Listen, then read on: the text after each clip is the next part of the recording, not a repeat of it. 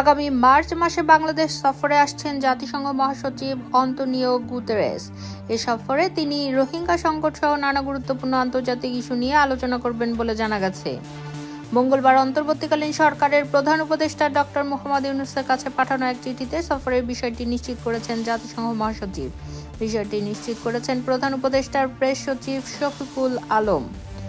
জাতিসংঘ মহাসচিবের চিঠিতে বলা হয়েছে, রোহিঙ্গা সংকট দীর্ঘদিন ধরে বাংলাদেশ সহ গোটা অঞ্চলের জন্য এক বড় চ্যালেঞ্জ হয়ে দাঁড়িয়েছে।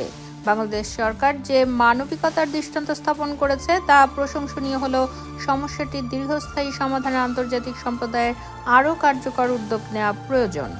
তিনি আরও জানান, আসন্ন আসিয়ান সম্মেলনে রোহিঙ্গা সমস্যা নিয়ে উচ্চ পর্যায়ে আলোচনা হবে।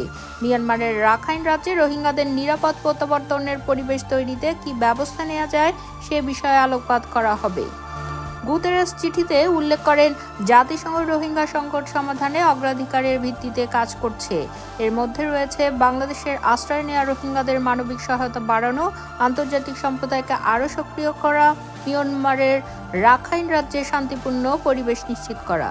তিনি বলেন, জাতিসংঘ দক্ষিণ পূর্ব এশিয়ার দেশগুলোর জোট আসিয়ান এবং অন্যান্য আন্তর্জাতিক সংগঠনের সঙ্গে একযোগে কাজ করবে, যাতে রোহিঙ্গা নিরাপদে নিজ দেশে ফিরতে পারে।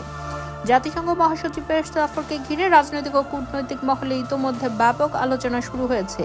বিশেষজ্ঞরা মনে করছেন, এ সফর বাংলাদেশের জন্য একটি গুরুত্বপূর্ণ সুযোগ হতে পারে, যেখানে আন্তর্জাতিক সহযোগিতা আরও জোরদার করা সম্ভব হবে। উল্লেখ্য, চলতি মাসের শুরুতেই জাতিসংঘ মহাসচিবের সঙ্গে নিউ ইয়র্কে সাক্ষাৎ করেন প্রধান উপদেষ্টার রোহিঙ্গা বিষয়ক বিশেষ দূত ডক্টর খলিলুর রহমান।